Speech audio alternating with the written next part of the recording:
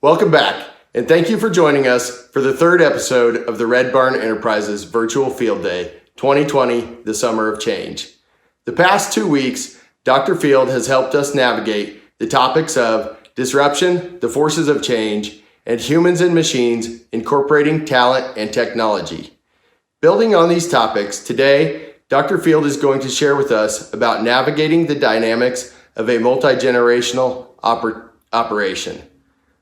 I am particularly interested in this week's topic because I think that most people in agriculture see their operation as a legacy, one that was most likely passed down to them in some fashion, which they are trying to expand and build on for the next generation.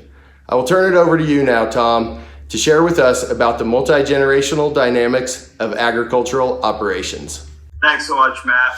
Well, this is a tricky topic, right? And so recognize that if you hear any criticism of how families might be doing something, it's not about your family, it'll be about my family. I don't think my brothers or my wife or my sister-in-laws or my daughter-in-laws or my sons are going to be listening in. So I'll just tell you our crazy stories as we go along. But here's the reality, right? The number one, it is the number one top of mind thing across production agriculture, agribusiness, lots of spaces, is what are we going to do to make the transition to the next generation of talent, and how do we better manage multi-generational organizations? And I live in that world, and it's a messy world, right? It is a messy world because not everybody paints with the same brush, not everybody likes the same color. It's messy. The reality is that human relationships are in fact not static analytic sort of things.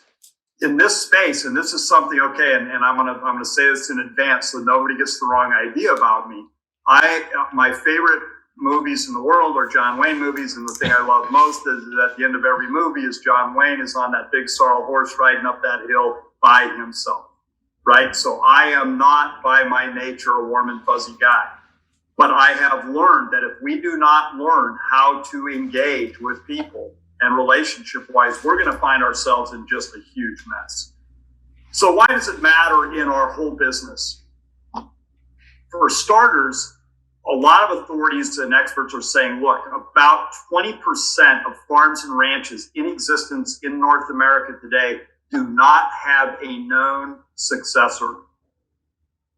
In other words, there's either nobody to take the reins or nobody's actually worked out who's going to take the reins. Think about that. That's 1/5 of American agriculture. Now, if you're in expansion mode, this may be some good news. And what I tell young guys in our program and young women in our program is be very, very nice to the oldest ladies in church who own land, because they control a lot of land, and they may not have a successor because their kids have moved on to somewhere else. The other number that I think is really big is the fact that other experts are saying that by 2030, about 60% of America's agricultural land asset will have swapped generations, right? So that could mean a lot of things, right? It could mean down to the fully into the boomers down to the millennials, whatever. But there's a massive land exchange going on in the country right now. It's happening in Canada as well. And it's not something people have thought about very clearly. And this is really important to rural communities because where does that wealth go? Does it stay in the rural community or does it exit to Chicago or Atlanta or New York or Omaha or wherever? And I think that's something we've got to really think about. Now, this next demographic, you've seen this kind of stuff before, and sometimes I'm like, am I just being an alarmist on this? But I put this data together and try to interpret it for a rural bank I was working with. And here's what we came to the conclusion of, is that by 2030, about half of their clients were going to leave the business. Not half the farms, half the clients, right? And bigger and large or growing enterprises were going to claim that space, but they were going to lose half their clients, right? Just because we're seeing this shift, right? There are twice as many farmers over 65 than under 45. This is going to accelerate the technology piece. There's no other solution that we can come up with that's reasonable. And the search for talent. I mean, I think it's the war today that we're in. It's a battle for talent. And I think as an industry, we've got to start opening ourselves up to how do we attract talent from outside farming and agriculture, from family businesses. You know, we watch kids in our home community who show any interest at all, and we try to invest in those kids. We try to get them engaged with us, and you know, maybe we can find the right person and grow our own. The other thing that's real and that we have to come to grips with, and we've got to be focused in the talent space on our full talent. If we look at the percent of women who own of all farms, the percent of all farmers, and the percent of professional agribusiness positions, it's 1/3 of those positions are held today by women. That is going to get bigger. That's going to go towards 40%, and I think potentially by even a decade or 15 years from now, it could approach half. Certainly in partnership in some cases, but absolutely as independent operators in others. And so I always tell folks, you know, when I've got a live audience, I say, okay, how many of you have daughters, right? And you know, about half or more of the hands go up. And I go, okay, how many of you have raised smart, talented, competitive women? And all the hands go up. I go, okay, so why would you put them on the sideline, right?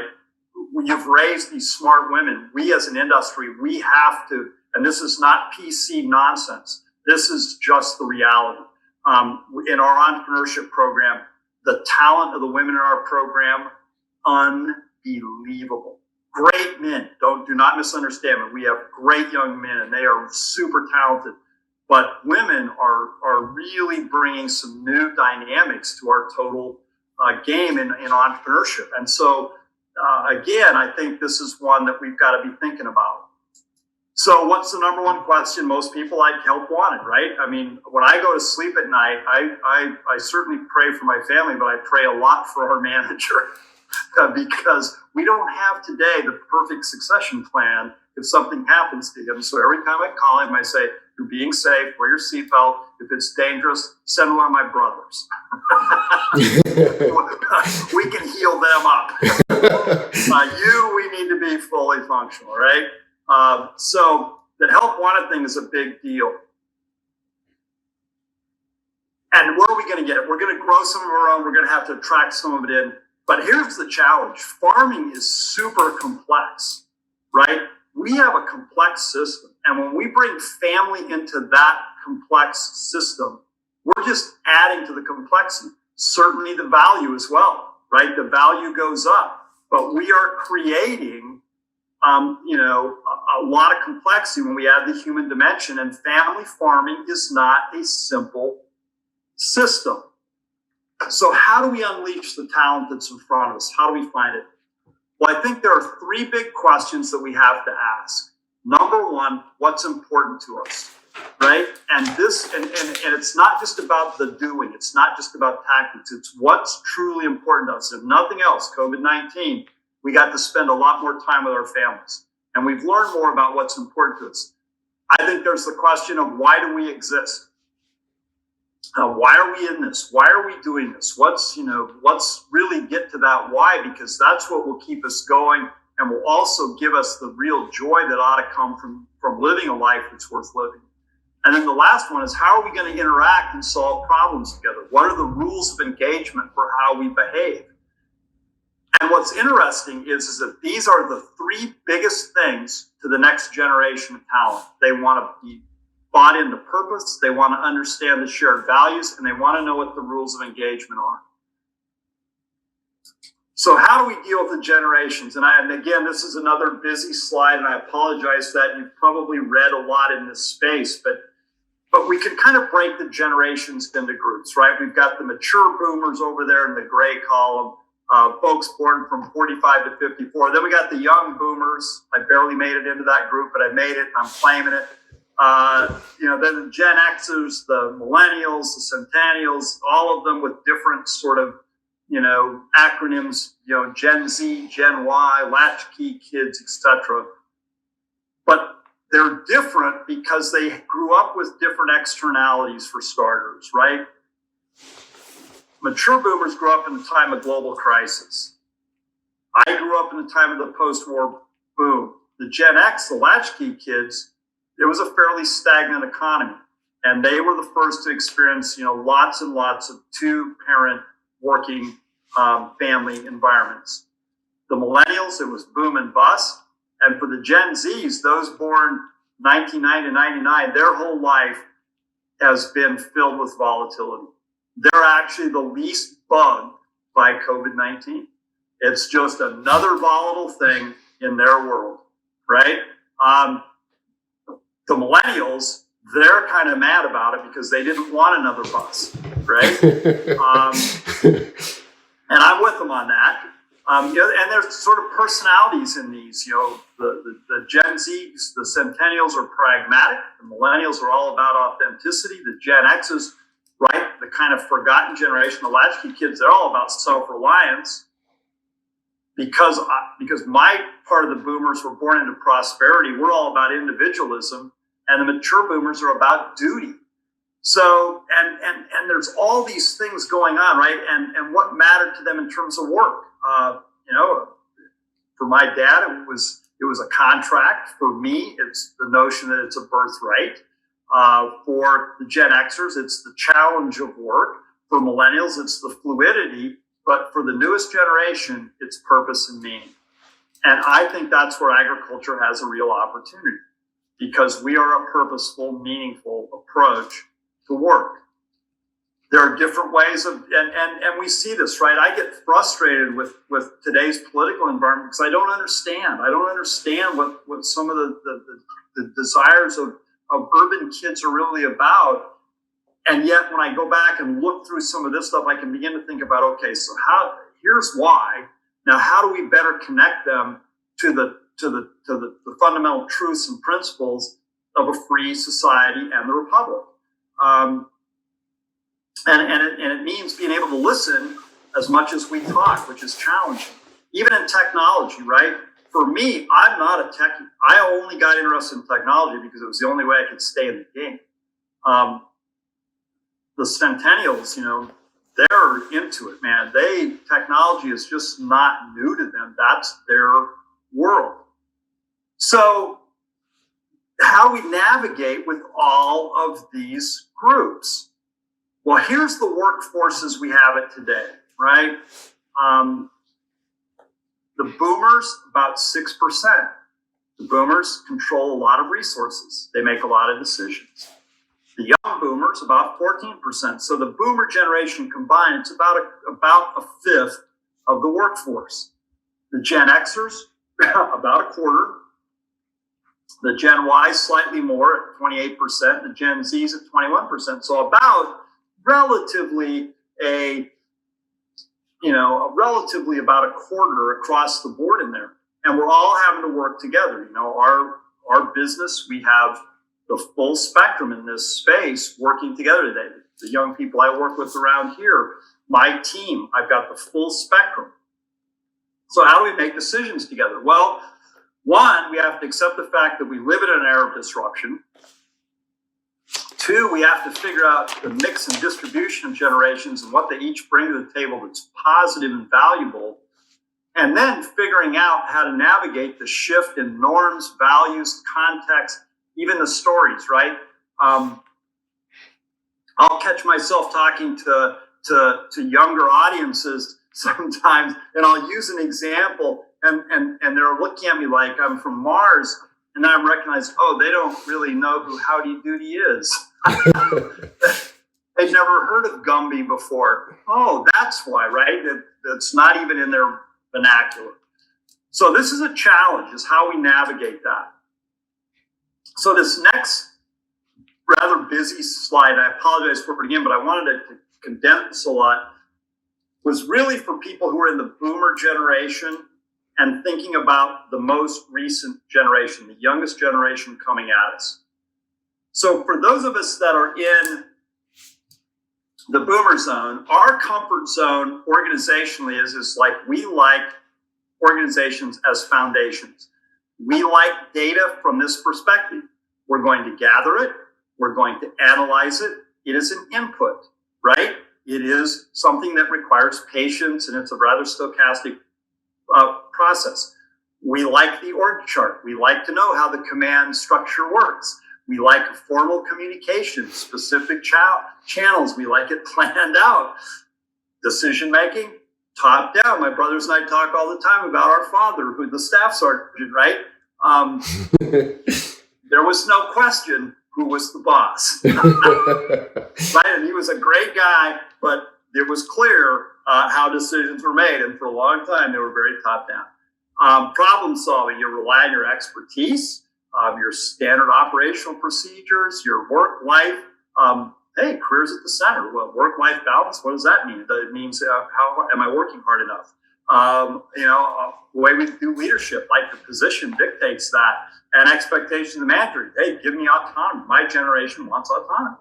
Well, what about this new generation, right? For them, organizations better be agile because they don't see them as foundational. They're willing to move, right? And they will move in and out of family to corporate to a startup. And they're not tied to the institution the way that I am. For them, data is something to be screened, harnessed. It's a source of value, but they want it at speed and it better be dynamic. The way they want the relationships to work, they like flat systems. They like to understand that we're going to embrace change, that everything is filled with an opportunity, that structure can be disrupted, and they're okay with that. They like communication to be open-ended, high-tech, high-touch. Their focus gets erratic, but they love this consistency. They like like all these like sort of shiny objects, right? For them, engagement means collaboration. They're very much in problem solving. It's about improvisation, fail forward, fail fast, fail cheap. It's actually what we teach in our program here. We're very committed to this improvisation thing because it's how we learn at our best. They want to build their career around their desired life experience, right? It is a radically different way of seeing the world. Their talent influence dictates the leaders. They're in the mutual respect. They want coaching and mentoring. Frankly, they want to be mentored. The newest generation is a little nervous about being handed a ton of responsibility. They want help to do the job, and they want guidance. They want frequent feedback, but they also want it in a very much more of a collaborative tone than my dad might have used. Right? And it's neither right nor wrong in this. It's neither right nor wrong. The key is to recognize the differences and to accept those and know that there are some of them we navigate our ways through. And there are others where we simply say, I say to my sons all the time, look, I get it. I know what you're trying to do and what you want to do, but you need to understand for me, I can't quite get there yet. So let's agree to disagree on that point. And so I think this is a challenge. The reality is can you harness honest conversations between generations? And I think this is one of the most important things. And this is challenging because it does not come naturally to us. The good news is there are a lot of people out in industry who are very good at helping us set these things up. There are a lot of people out in industry spending a lot more time now thinking about succession, about how to do that well. So the thing I would encourage you to do is, in this space, do everything you know how to do to connect your head and your heart. And also lean on people who may be more effective HR folks than we are. I rely on my wife to help us navigate through sticky situations or hard conversations. Why? She's good at it, right? It comes more naturally to her. There's a joke in our family, right? Ask a field man, learn nothing. Go to his wife, then you'll know, right? Because we just, as a family, the guys in our family, we are not great internal communicators. We operate sort of thinking that everybody can just read our minds, especially in that range. And so we're learning how to bring this other talent to the table and then how to develop these skills. So I'm going to finish this section with one last slide because I just think this is a really important one. And it's really helped me think about how to interact with multiple generations. The real voyage of discovery consists not in seeking new lands, but in seeing with new eyes. And that's something that's brought a ton of value to our ranch. So I've got sons now with wives who did not grow up in agriculture. They bring something pretty remarkable to our business because we can, and we work really hard to try to help them understand the context, the history, the culture of who we are as a family. But when we get out together, I like to actually take the daughter-in-laws with me, and we'll be looking at a landscape. I'll say, what do you see? After we get done with the cattle processing, I'll say, okay, so what did we do well? What are things that you didn't understand? What are things that you looked at and you're like, why are you doing that? And were there any things that bothered you or that didn't make sense to you? And we've gotten better because they feel valued and they feel like they can have an honest conversation with me. And that's helped us. So I think the key is to look at each generation, knowing that we drive each other absolutely moot-bat crazy, right? I mean, let's face that. We're going to drive each other crazy. But if we can do that from a place of love, we can learn a lot from each of those generations. We can begin to weave the fabric together. And when we do that, I think we create a lot more healthy organization. If you want one good book, The Advantage by Patrick Lencioni is a great book to think about how to create the kind of organization that actually does that really well. I'm going to have to spend all winter reading. So a couple of the top points I wrote down in here on multi-generational dynamics. Find them here. I thought it was interesting that most of the reason that the generations are different is actually based on when they grew up. I never thought of that myself as like, okay, these people grew up in the Depression, that's why they're so conservative. I didn't think about that a whole lot, I guess, until you said that. I thought that was interesting. The three questions that you said everybody really needs to ask: what's our purpose? Why do we exist? And how are we going to interact? Purpose, shared values, rules. I think that really resonated with me as a good way to set up those conversations or set up the organizations.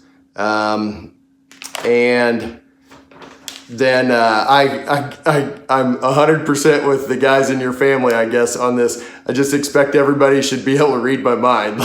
Don't you know that that's how you do it? That's what I want you to do. Clear as mud, right? Yeah, that's how I work too. So I thought there were some very interesting pieces in there. Yeah, I think one of the things that's really interesting in this whole space too, and this is one that's really important, is can you teach your organization productive conflict? I learned this from hanging out with Division I coaches in a former life, where I spent quite a bit of time with some really good basketball coaches and football coaches. And what they all taught me is look, on your staff, you need productive conflict. And productive conflict means everybody's bringing a different point of view. So imagine you're in a basketball game, you're down to the last minute of the game, you've got a chance to win the thing. What defense do you play? And you want different viewpoints on that, right? You want one of your assistants probably saying, look, we got to zone these guys up. You got another one saying, look, let's man them up. Another one saying, look, 32 is killing us. Let's double team. If we have to, we'll triple team because our center can't score if he's got a ladder and standing above the basket. And now, and they've got to bring that to the table and do it clearly, effectively, and with trust. And then the head coach has to make the decision. But if the head coach has to make the decision in a void without that input, right, then we've got a problem. So we want conflict. We don't want everybody to just fall in line, but we want that conflict to be productive and healthy. which means we have to be able to laugh at ourselves. We have to know when to step away from the table and take a little walk, right? Because we all have those moments. Maybe not your family, but my family. we have to do a little walking every now and then, just kind of to cool everybody down, and then to be able to let go, right? And to come back to the table and say, okay, what's the solution? And oftentimes for me, that means letting go of wanting to be right, which is really hard for me as the oldest child in the family. But if we learn to do that, productive conflict, that's one that's really helped me get a lot more focused in this human dimension, because it wasn't about warm and fuzzy. It was about how do we do better as a group, because we make a better team, because we trust each other enough to have different viewpoints. Closing out this week's episode of the Red Barn Enterprises Virtual Field Day 2020, the Summer of Change, I'd like to say again, thanks to each of you for joining us, and thanks to Dr. Fields for sharing his knowledge, information, and insights about multi-generational dynamics. We look forward to seeing you again next week, when Tom will bring it all together in the topic, Growing as a Leader, Harnessing the Opportunity. Until next time, I'm Matt Long, helping you farm differently, providing information you can't get anywhere else.